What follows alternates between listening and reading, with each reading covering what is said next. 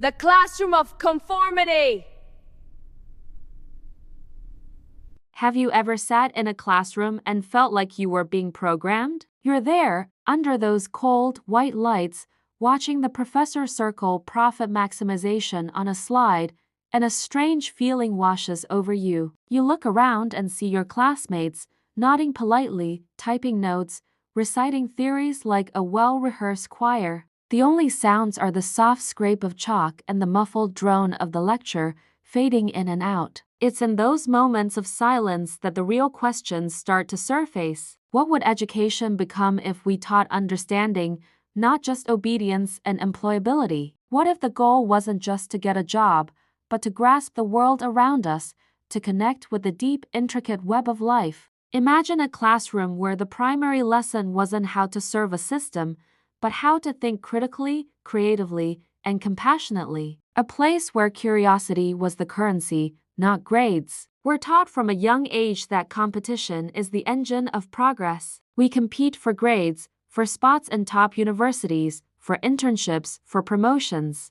The entire structure of our society seems built on this idea of individual striving, often at the expense of others. We're told this is how you achieve success, how you build a better life. But I have to ask, can a civilization built on endless, greedy competition ever truly give birth to collective peace and fairness? Can a system that rewards self-interest above all else lead to harmony and prosperity for everyone, not just a select few? Think about the lessons we internalize. We learn that value is measured in dollars and cents. We learn that nature is a resource to be extracted, not a living system to be respected. We learn that other people are either assets or obstacles in our personal race to the top. This isn't just happening in business schools. It's woven into the very fabric of our educational system. We're trained to be efficient cogs in a machine, but we're rarely asked to question the machine's purpose. What is the ultimate goal of all this frantic activity,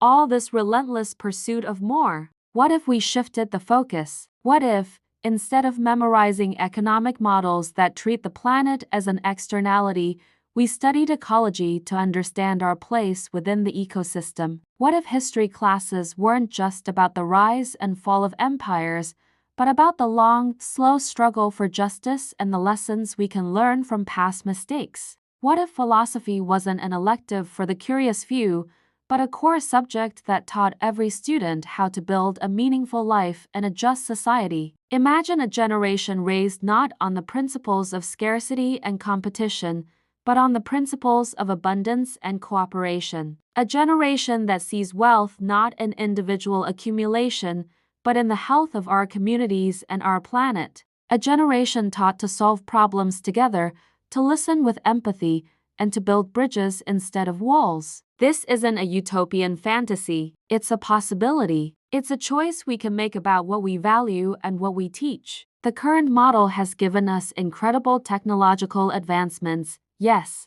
but it has also brought us to the brink of ecological collapse, social fragmentation, and widespread mental health crises. We have more information than ever before, but do we have more wisdom? We are more connected digitally, but are we more connected as human beings? The system is designed for profit, not for human flourishing, and the classroom is where that design is first installed in our minds. So, the next time you find yourself in a space of learning, whether it's a formal classroom, an online course, or just reading a book, ask yourself, what am I really being taught here? Is this knowledge empowering me to be a more whole, compassionate, and engaged human being? Or is it simply training me to be a more efficient servant of a system that I do and fully believe in? The answers to those questions might be uncomfortable, but they are the first step toward reclaiming our education and ultimately reclaiming our future. We have the power to redefine what it means to be educated. Let's start by teaching how to think, how to care, and how to build a world that works for all of us. Let's demand an education for liberation, not just for employment. Thank you for listening.